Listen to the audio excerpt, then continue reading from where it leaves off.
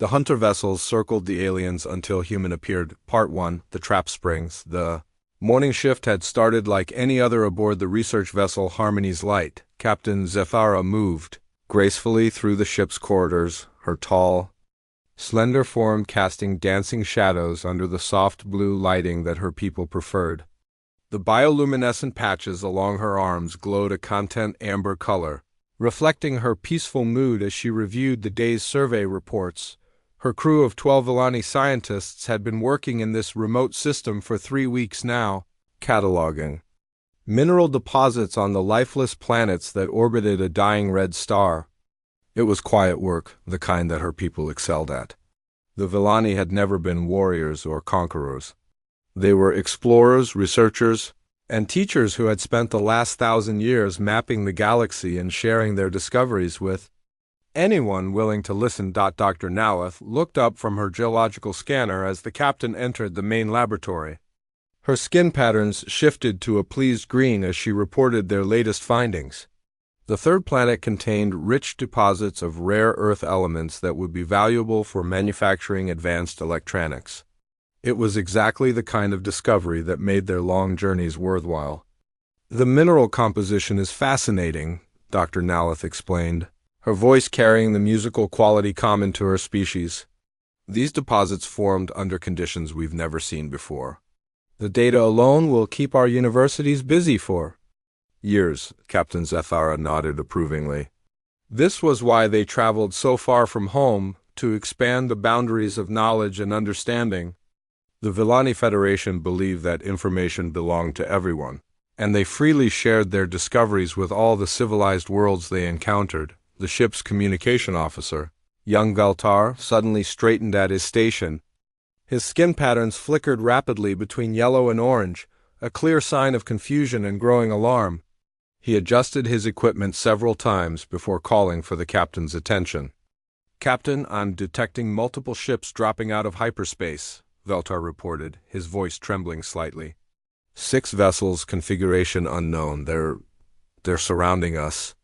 Captain Zephyra moved quickly to the main display screen, her peaceful amber glow shifting to a worried blue.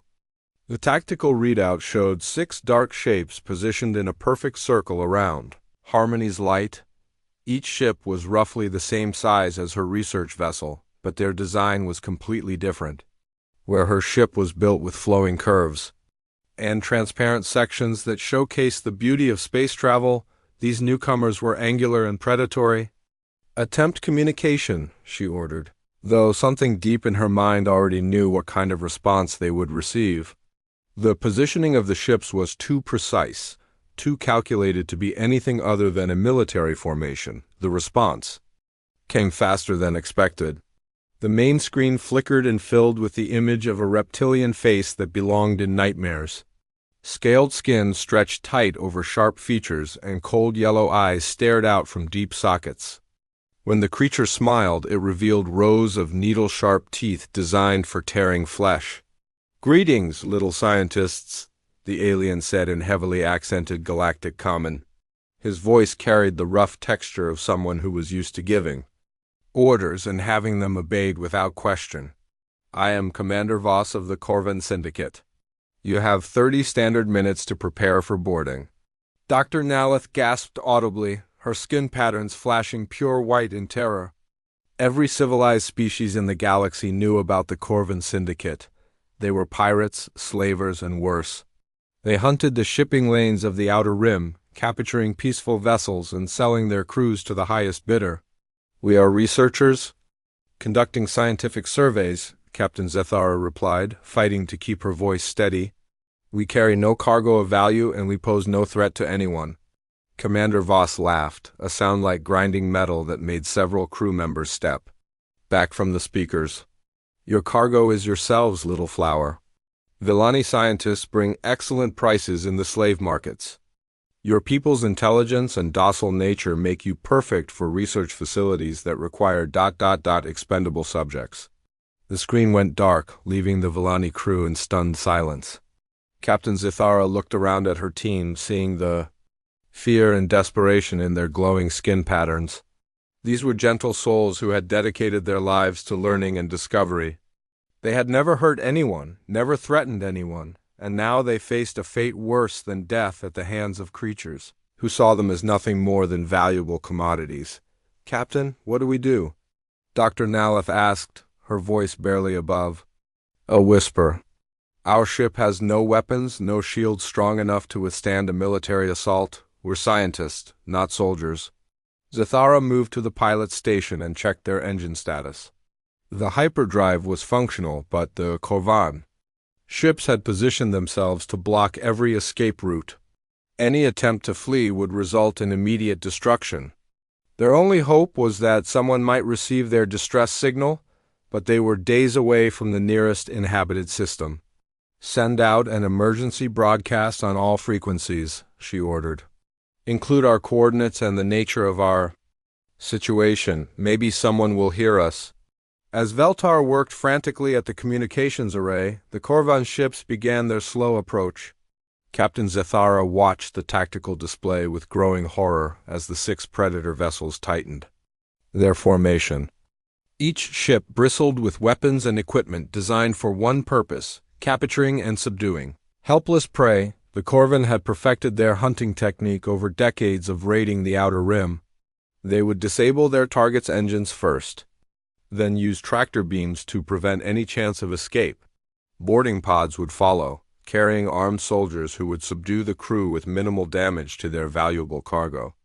20 minutes remaining, Commander Voss announced over the open channel, his voice filled with cruel amusement. "I suggest you gather in your main cargo bay. Any resistance will be met with lethal force, though we prefer to deliver our merchandise undamaged." Dr. Naleth began to cry, her tears glowing softly in the dim light. Several other crew members had collapsed into chairs, overwhelmed by the hopelessness of their situation. The Villani were a species that had evolved in peaceful environments. They had no instinct for violence, no understanding of cruelty for its own sake. Captain Zathara felt the weight of responsibility crushing down on her. These 12 souls were her responsibility, and she had led them into this trap. She should have been more careful, should have checked for Korvan activity reports before entering this remote system. The hunter vessels continued their methodical approach, savoring the moment before the kill. This was how it always ended for the defenseless species of the Outer Rim. The strong preyed upon the weak, and the galaxy seemed to accept this as the natural order of things. In 15 minutes, everything would change forever.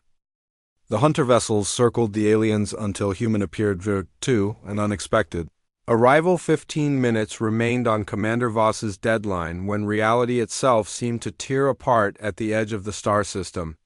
Space twisted and writhed like a living thing, crackling with energies that made the sensors on every ship scream warnings. The fabric of the universe stretched thin, revealing glimpses of something beyond normal space-time. Captain Jake Morrison stood calmly on the bridge of the Liberty's edge as his ship emerged from the experimental fold space corridor. The transition always created spectacular light shows, but Jake had seen it dozens of times during the past year of testing. His weathered face showed no emotion as exotic particles danced across the main view screen like aurora in the void. "Fold space. Drive disengaged, Captain," reported Lieutenant Commander Ryan Brooks from the engineering station. "All systems showing green. Drive core is stable and ready for immediate reactivation if needed." Jake nodded and turned his attention to the tactical display. His ship's advanced sensors were already painting a detailed picture of the situation ahead. 6 vessels in an attack formation surrounding what appeared to be a civilian transport. The energy signatures were clear enough: predators and prey. "Sarah, what are you seeing?"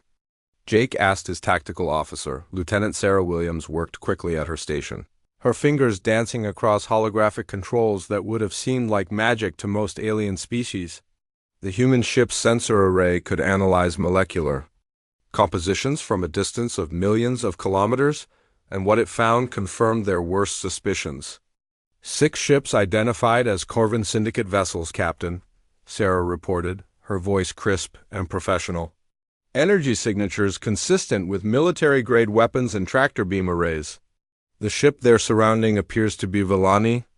Federation, probably a research vessel based on its configuration. Jake's jaw tightened slightly. He had read the intelligence reports about the Corvan Syndicate during his briefings before this mission. Slavers, pirates, and murderers who preyed on peaceful species throughout the Outer Rim. The kind of scum that made his decision very easy. Communications, open a channel to all vessels in the area, Jake ordered. Lieutenant Commander Susan Davis worked at the communications array, adjusting the signal to broadcast on multiple frequencies. The Liberty's Edge carried translation software that could handle over 3,000 known languages, a necessity for first contact situations with new species. Channel open, sir, Susan reported. Jake stepped forward, his posture relaxed but commanding. At 45 years old, he had spent most of his adult life in the military, rising through the ranks during humanity's expansion into space. He had seen combat against hostile aliens, pirates, and rogue human colonies. His voice carried the quiet authority of someone who had faced death many times and never blinked. "This is Captain Jake Morrison of the Terran Federation vessel Liberty's Edge," he announced, his words being translated and broadcast across the system. "All Corvan vessels are ordered to withdraw immediately from this area. The civilian ship is now under the protection of the Terran Federation." On the bridge of his flagship, Commander Voss stared at the tactical display with growing confusion. The newcomer ship had appeared from nowhere, using some kind of technology that his sensors couldn't properly analyze. The energy readings were unlike anything in the Corvan database. "What are these humans?" demanded his weapons officer, a scarred veteran of 100 raids. "I've never heard of a Terran Federation."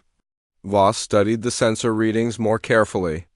The alien ship was roughly the same size as his flagship, but the power output was completely off the charts. Whatever species had built this vessel understood energy manipulation on a level that seemed impossible. The hull composition alone suggested metallurgy techniques that defied known physics. "It doesn't matter who they are," Voss finally replied, his reptilian features twisting into a cruel smile. 6 ships against 1 means certain victory. These humans have just made a fatal mistake." He opened a return communication channel, his yellow eyes gleaming with anticipated violence. "Unknown vessel, you are interfering with a legitimate salvage operation. Withdraw immediately or face the consequences." Jake listened to the response with no change in expression. He had expected exactly this kind of arrogance from the Corvan commander. Pirates and bullies were the same everywhere in the galaxy, convinced. That might made right until they encountered something stronger than themselves. "Ryan, what's our weapons status?" Jake asked quietly. "All systems fully charged and ready, Captain," Brooks replied. "Gravitational manipulation fields are online? Defensive grid is active, and kinetic barriers are at maximum efficiency. Sarah, tactical analysis of the hostile vessels?" Lieutenant Williams had been studying the Corvan ships since the moment they had dropped out of fold space. The Liberty's Edge carried some of the most advanced scanning equipment humanity had ever built, capable of analyzing enemy vessels down to their molecular structure. "Standard pirate configuration, Captain," Sarah reported. "Plasma-based energy weapons, basic shield generators, and what appears to be tractor beam technology. Armor is standard durasteel composite. Nothing we haven't seen before." Jake almost smiled. The Corvan ships were dangerous enough to terrorize civilian vessels, but they were centuries behind human military technology. It would hardly be a fair fight, which was exactly what he intended. "Susan, patch me through to the Villani." "Vessel," Jake ordered. "Channel open, sir." "Villani ship, this is Captain Morrison. Please maintain your current position and do not attempt to flee. We will have this situation resolved shortly." On the bridge of Harmony's Light, Captain Zethara stared at the communication screen in amazement. The alien who had just spoken looked remarkably similar to several species she had encountered before, but there was something different about his bearing. This was clearly a military commander, someone accustomed to violence and command. "Captain," Dr. Naleth whispered, "do you think they're really here to help us?" Zethara studied the tactical display, watching as the single human ship positioned itself between the Corvan hunters and her research vessel. It seemed impossible that one ship could stand against 6. But something about the human captain's calm confidence suggested he knew exactly what he was doing. Commander Voss had apparently decided that negotiation was over. His flagship opened fire without warning, sending streams of superheated plasma toward the human vessel. The other 5 Corvan ships followed suit, filling space with deadly energy that would have vaporized any normal ship. Jake watched the incoming fire with professional interest. Defensive grid active. All hands prepare for combat operations. The crew of Liberty's Edge moved with practiced efficiency, each person knowing exactly what to do. These were veterans of humanity's expansion into hostile space, soldiers who had faced alien technologies and emerged victorious. They worked their stations with the calm precision of a finely tuned machine.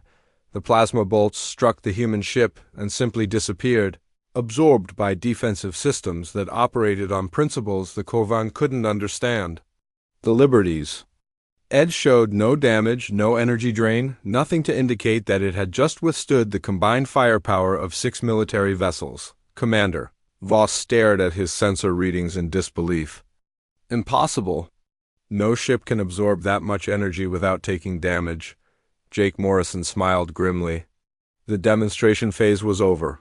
Now it was time to show these pirates what happened when they threatened the innocent. Sarah, activate gravitational manipulation fields. Show them what human technology can really do. The hunter vessels circled the aliens until human appeared. Part 3, the tables turned the space around. Liberty's Edge began to shimmer and distort as Lieutenant Sarah Williams activated the gravitational manipulation fields. To the naked eye, nothing seemed to change, but every sensor in the system suddenly went wild with readings that defied conventional physics. Reality itself was being reshaped according to human will. Captain Jake Morrison stood calmly on his bridge, watching the tactical display as invisible forces spread outward from his ship like ripples in a pond. The technology was still relatively new, even by human standards. It had taken their best scientists 50 years to understand gravity well enough to manipulate it, and another 20 to build machines capable of doing so reliably. Field deployment. At 20% and rising, Sarah reported, her voice steady despite the magnitude of what she was controlling. Gravitational anchors locking onto all hostile vessels. Commander Voss felt his ship shudder as something grabbed hold of it with invisible hands. His experienced crew immediately recognized the sensation of tractor beam capture, but their sensors showed no energy beams connecting them to the human vessel. Whatever was holding them operated on principles completely outside Corvan understanding. Engineering. Full power to engines. Voss barked into his communications system. Break us free of whatever they're doing. His chief engineer's voice crackled back over the intercom, filled with confusion and growing panic. Sir, we're reading maximum engine output, but we're not moving. It's like space itself is holding us in place. Our drive systems are starting to overheat from the strain. The same scene was playing out on all 6 Corvan vessels. Ships that had been circling their prey like hungry wolves suddenly found themselves frozen in space, held by forces that their technology couldn't even detect properly. Engines designed to push massive vessels across interstellar distances strained uselessly against gravitational fields that treated the laws of physics as mere suggestions. Lieutenant Commander Ryan Brooks monitored the gravitational field generators from his engineering station, making minor adjustments to ensure perfect stability. The technology was incredibly complex, requiring the precise manipulation of exotic matter and controlled black hole formations, but the crew of Liberty's Edge had trained extensively with these systems. Captain, all hostile vessels are secured, Brooks reported. Field strength is stable at optimal levels. We can maintain this configuration indefinitely without strain on our systems. Jake nodded approvingly. The demonstration was proceeding exactly as planned. The Corvan needed to understand that their age of unopposed piracy was over. Humanity had arrived in this sector of space, and they brought with them technologies that would reshape the balance of power on the Bridge of Harmonies. light, Captain Zethara and her crew watched the impossible scene unfolding before them.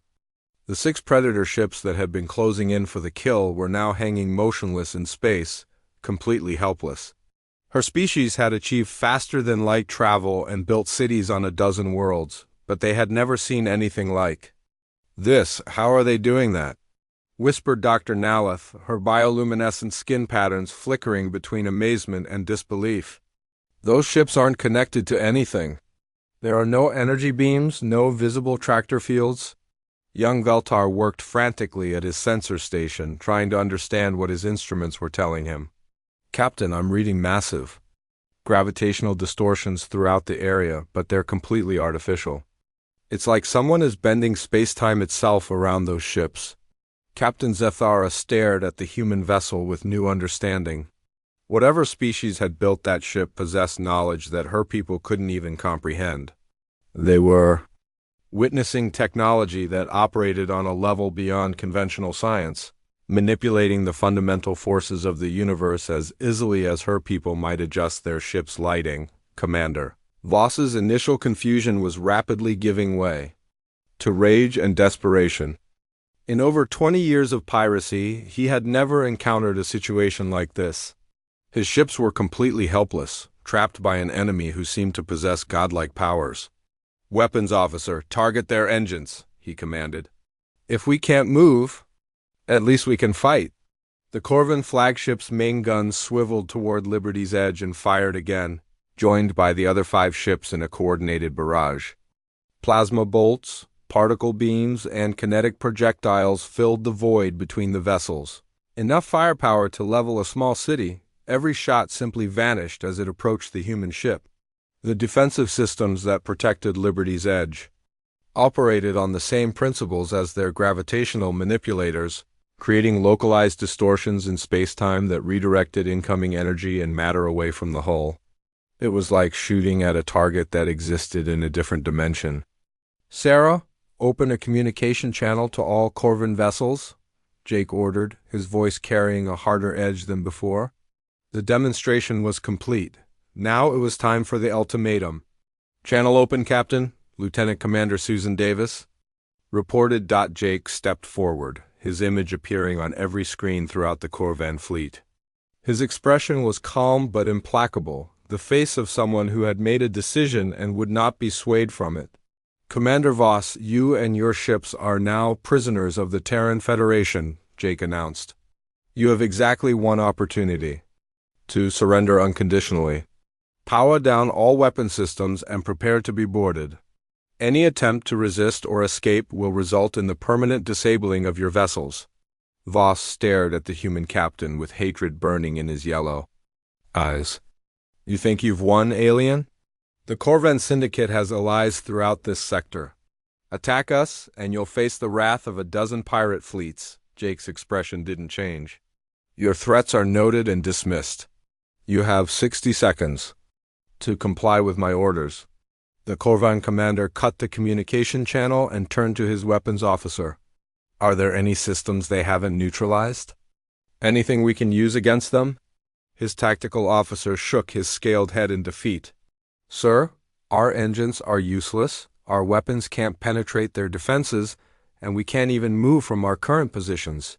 Whatever technology they're using, it's centuries ahead of anything we understand. 2 of the smaller Corvan ships suddenly attempted to break free from the gravitational fields holding them. Their captains had apparently decided that any chance of escape was better than certain capture. Both vessels pushed their engines far beyond safe limits, creating dangerous energy buildups that threatened to tear their ships apart. Sarah Williams noticed the escape attempts immediately. Captain, 2 hostiles are trying to flee. Their engine outputs are approaching critical levels, Jake sighed softly. He had hoped the Corvan would be smart enough to recognize the futility of resistance, but pirates were rarely known for their intelligence. Demonstrate our tractor beam capabilities. Bring them back into formation. Sarah's fingers moved across her control panel, activating systems that the Corvan couldn't even detect. Tractor beam projectors that operated through gravitational manipulation reached out across space like invisible hands, Grasping the fleeing ships with irresistible force, the two Corvan vessels were yanked back into their positions so quickly that their crews were thrown against bulkheads. Emergency alarms sounded throughout both ships as their engines overloaded from the sudden change in momentum. One ship suffered a complete engine failure, leaving it dead in space. "This is impossible," Commander Voss whispered, his voice barely audible. In a few short minutes, his entire fleet had been neutralized by a single enemy vessel. Ships that had terrorized the Outer Rim for decades were now as helpless as newborn animals. Jake's voice filled the communication channels again, carrying the weight of absolute authority. "Your 60 seconds are up, Commander. Surrender now, or face the consequences." The Corvan fleet hung motionless in space, trapped by forces they couldn't understand and facing an enemy they couldn't fight. The hunters had become the hunted, and their prey had revealed itself to be something far more dangerous than they had ever imagined. The age of unchallenged piracy in the Outer Rim was about to end forever. The hunter vessels circled the aliens until human appeared. Part 4, Justice and Revelation. Commander Voss stared at the communication screen for 30 seconds after Captain Morrison's ultimatum ended. His reptilian features showed the internal struggle between pride and survival instinct. Around him, his bridge crew waited in tense silence, knowing that their commander's next decision would determine whether they lived or died. "Sir?" his weapons officer asked quietly. "What are your orders?" Voss looked at his tactical display one more time, seeing his 6 ships held motionless by forces he couldn't understand. His engines were useless, his weapons ineffective, and his enemy had demonstrated technology that seemed to violate the laws of physics. For the first time in his career as a pirate, he faced an opponent he couldn't intimidate or outfight. "Power down all weapons," he said finally, the words tasting like poison in his mouth. "Signal surrender on all channels." 5 of the 6 Corvan ships immediately complied, their weapon signatures disappearing from the tactical displays. But the captain of the smallest vessel, a hot-headed young Corvan named Drex, had different ideas about surrender. "This is cowardice," Drex broadcast on the fleet channel. "We are Corvan warriors. We don't surrender to soft-skinned aliens." His ship suddenly broke formation, engines blazing as he attempted one final desperate escape. The vessel had been damaged during the earlier tractor beam demonstration, but Drex pushed his failing systems beyond all safety limits in a bid for freedom. Lieutenant Sarah Williams tracked the fleeing ship with calm precision. "Captain, one hostile is attempting to escape. Shall I bring him back with the tractor beam?" Captain Jake Morrison watched the tactical display thoughtfully. The escaping ship was trailing plasma from a damaged engine and would likely explode within minutes even if left alone. But allowing even one pirate to escape would send the wrong message to other criminal organizations in the sector. Negative. Deploy capture net and bring him in gently. I want all of them alive for interrogation. Sarah activated a different system, one that the Liberty's Edge had developed specifically for capturing fleeing vessels. A network of gravitational field projectors created an invisible web in space, and the fleeing Corvan ship flew directly into it like an insect into a spider's web. The vessel stopped so suddenly that its forward momentum transferred to its internal components. Equipment not properly secured flew forward, and Drex himself was thrown against his control panel hard enough to crack several of his ribs. Emergency systems activated throughout his ship as the stress of sudden deceleration caused multiple system failures. "Bring him back to formation and stabilize his ship's condition," Jake ordered. "I don't want him dying from his own stupidity before we can question him." The gravitational fields gently guided the damaged Corvan vessel back into position alongside the others, while specialized tractor beams made minute adjustments to its trajectory to prevent further damage. The precision required for such delicate manipulation was staggering, but the crew of Liberty's Edge handled it with practiced ease. "All hostile vessels secured, Captain," Sarah reported. "No further escape attempts detected."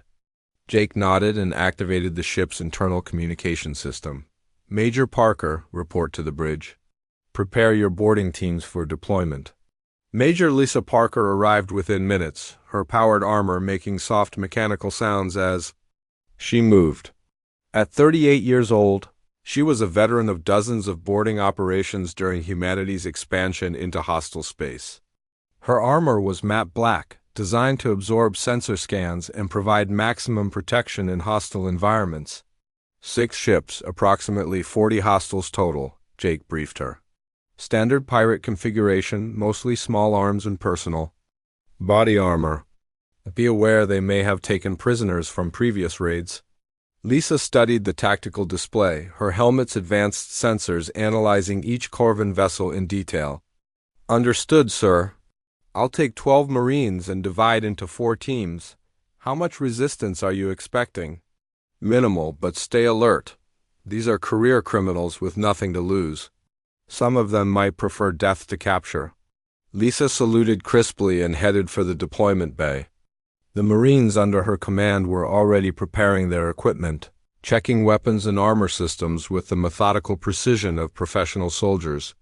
Each Marine wore powered armor similar to hers, capable of operating in vacuum and providing protection against most conventional weapons.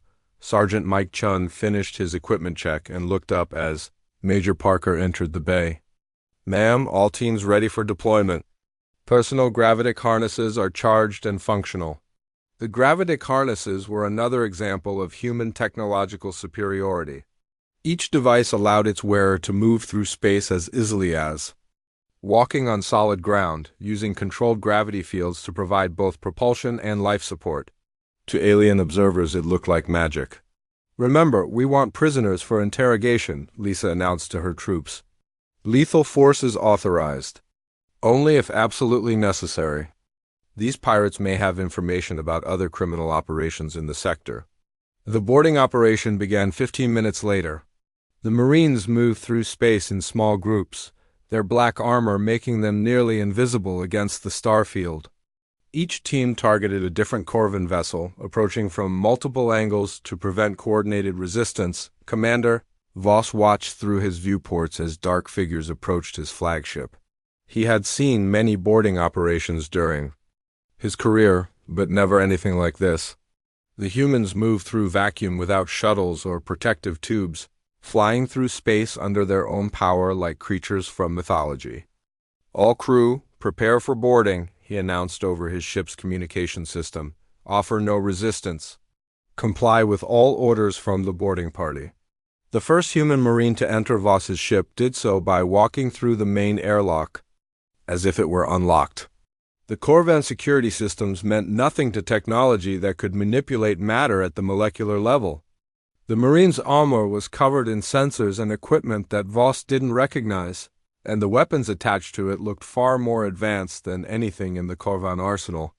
I am Sergeant Chun of the Terran Federation Marines, the human announced, his voice carried by external speakers on his armor. All crew members will report to the main cargo bay immediately. Anyone found outside designated areas will be considered hostile. The boarding of all 6 ships took less than 20 minutes. The Corvan crews, already demoralized by their technological defeat, offered little resistance. A few younger pirates attempted to fight, but their hand weapons couldn't even scratch the Marines' armor. They were subdued with non-lethal force and secured alongside their more sensible companions. Meanwhile, another team from Liberty's Edge approached the Villani research vessel. Lieutenant Commander Susan Davis led a group of engineers and medical personnel to assess the damage and provide assistance. Unlike the military precision of the boarding operation, this was a rescue mission. Captain Zethara met the humans at her ship's airlock, her bioluminescent patterns glowing with relief and gratitude. The human who stepped aboard removed her helmet, revealing a kind face and gentle eyes that immediately put the Villani captain at ease.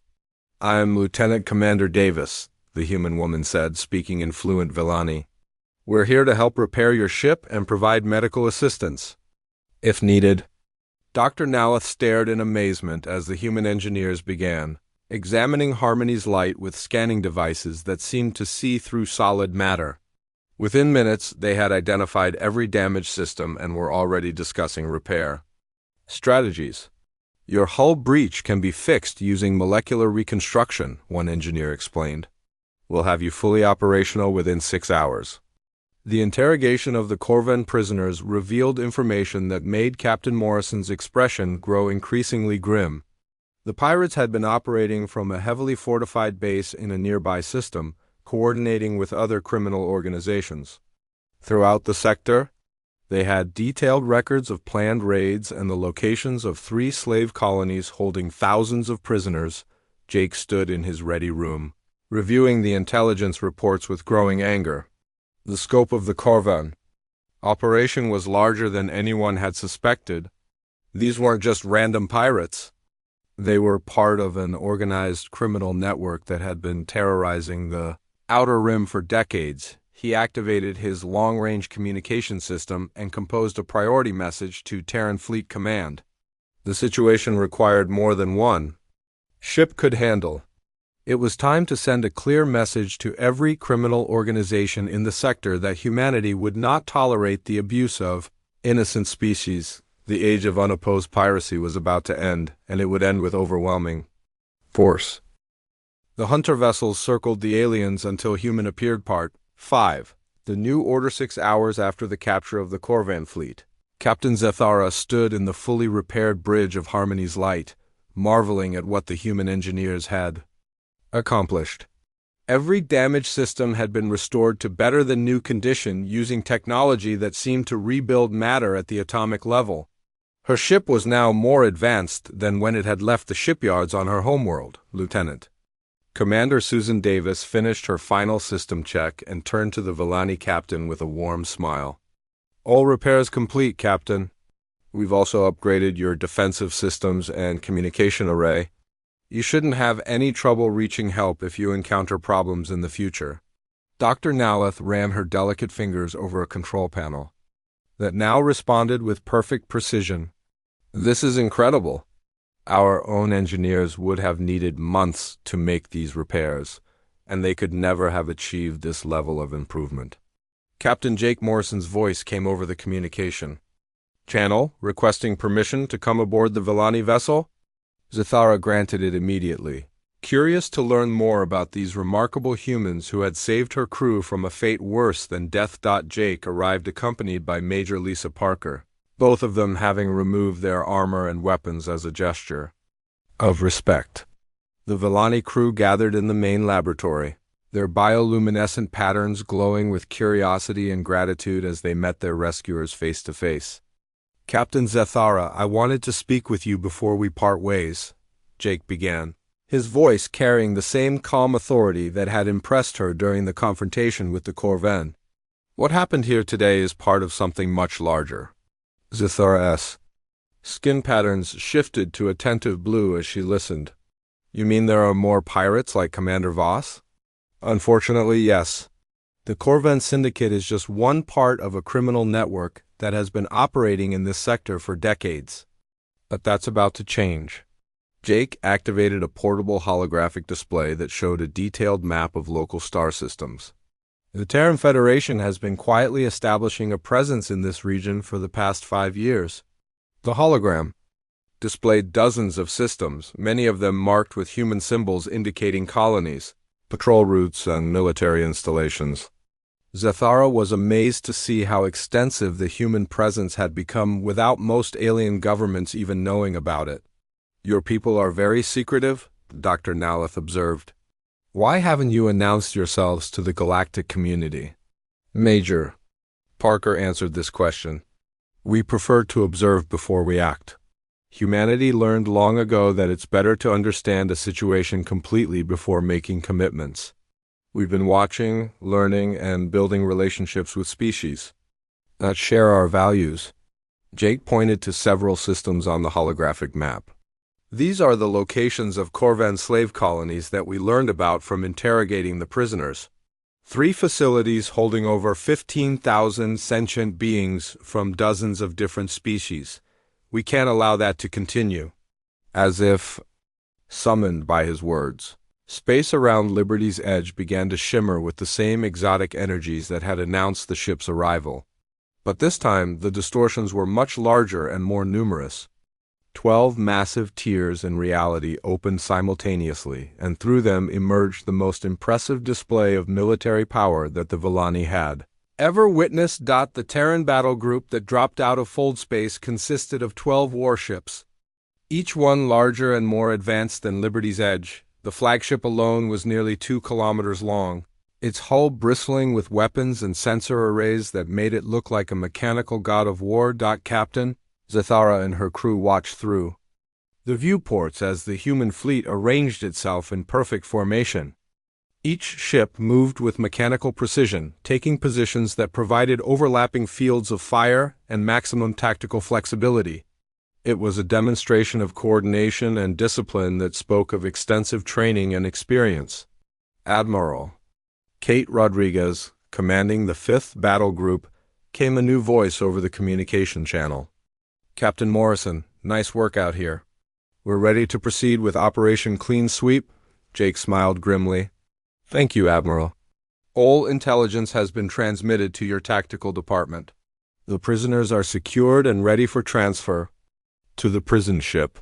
The next few hours revealed the true scope of human military capability. The battle group split into 4 task forces, each one heading for a different target. The main force would assault the Corvan base while the others moved to liberate the slave colonies. It was a coordinated operation that would span multiple star systems simultaneously. Captain Zathara found herself invited aboard the flagship to observe the operation. Admiral Rodriguez was a stern woman in her 50s who had spent most of her career fighting pirates and hostile aliens during humanity's expansion into space. She welcomed the Villani captain with professional courtesy but obvious time constraints. "Your people deserve to see this," Admiral Rodriguez explained as they stood in the flagship's command center. "The galaxy needs to understand that the age of unopposed criminality is over." The assault on the main Corvan base took less than 4 hours. The pirates had built their stronghold in an asteroid field, believing that the natural obstacles would protect them from attack. They had never faced an enemy that could manipulate gravity itself. Human ships moved through the asteroid field like dancers, using gravitational fields to push obstacles aside or redirect them as weapons. The Corvan defense platforms, designed to take advantage of the asteroids for cover, found themselves exposed and helpless as their protective rocks were moved away from them. The base surrendered after the humans demonstrated their ability to collapse the entire asteroid field into a single compressed mass. No shots were fired. The mere threat of such overwhelming power was enough to break the will of even the most hardened criminals. The liberation of the slave colonies was equally swift. Facilities that had operated for decades were shut down in a matter of hours. Thousands of prisoners from dozens of species were freed and provided with medical care, food, and transportation back to their homeworlds. 1 week later, Captain Zathara stood in the Villani Federation's capital, delivering her report to the High Council. The news of humanity's intervention had spread quickly through galactic communication networks, carried by freed slaves and witnesses to the human display of power. "The humans call it gunboat diplomacy," she explained to the assembled council members. "They believe that peace can only exist when those who would threaten it understand the consequences of their actions." The High Counselor, an ancient Villani whose skin patterns had faded to silver with age, leaned forward in his chair. "And what do they want from us in return for this protection?" Zathara smiled, remembering her final conversation with Captain Morrison. "Nothing. They asked for nothing. Captain Morrison told me that protecting the innocent is not a transaction to be negotiated. It's simply the right thing to do." The council chamber fell silent as the implications sank in. Most species in the galaxy operated on principles of mutual benefit and carefully calculated exchanges. The idea of a powerful civilization acting without expectation of reward was almost incomprehensible.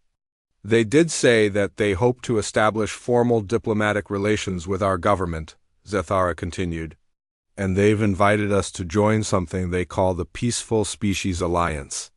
It's a mutual defense agreement between civilizations. committed to exploration and scientific advancement rather than conquest. 3 months later, the Outer Rim had been transformed. Regular patrols by human warships kept the shipping lanes safe. Pirates and slavers had either been captured or fled to more distant regions of space. Trade between peaceful species flourished. As the threat of criminal interference disappeared, the Korvan Syndicate, once the terror of dozens of worlds, had been completely dismantled. Their leaders faced trial for crimes against sentient life, while their former victims received compensation and support for rebuilding their lives, but perhaps most importantly, word of humanity's intervention had spread throughout the galaxy. Other criminal organizations now knew that their actions had consequences. The strong could no longer prey upon the weak without facing the possibility that something stronger might appear to stop them. Captain Zethara returned to her work as a researcher, but now she traveled with confidence through regions of space that had once been too dangerous to explore.